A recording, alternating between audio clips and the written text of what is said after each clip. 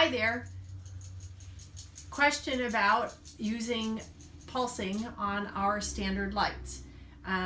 We get a lot of inquiries about why we've incorporated. We have a manual pulse feature, so there's a little button at the back of your standard light, and you can do a temporary on or off. Just when you push it, it goes on, and when you release your finger, it goes off.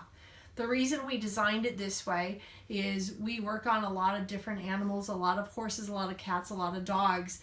If they've never had any energy work done, or they've had adverse reactions to veterinarians or maybe some other help, and it's been painful, they're incredibly sensitive.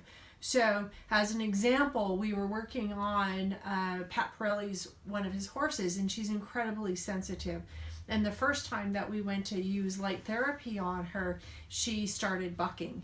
And it was just a lot of energy coming at her. And so we put this feature into our device so that what we could do is we could play friendly game, which is nothing more than just getting the animal used to you rubbing on them and the device being in your hand. And so what we would do is we just would rub on it until they were comfortable with us just physically touching them there. And then what we would do is we would find the point, and then we would literally turn it on just for a second.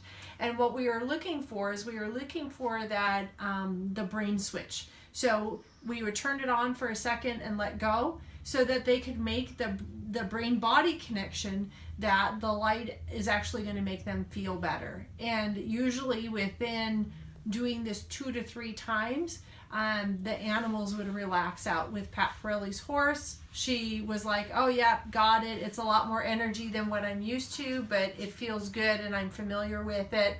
And then we were able to just to keep the light on and then go through and do our body work session. So it's really designed for animals that are incredibly sensitive to energy, or that have had bad experiences with people working on them when they've been injured.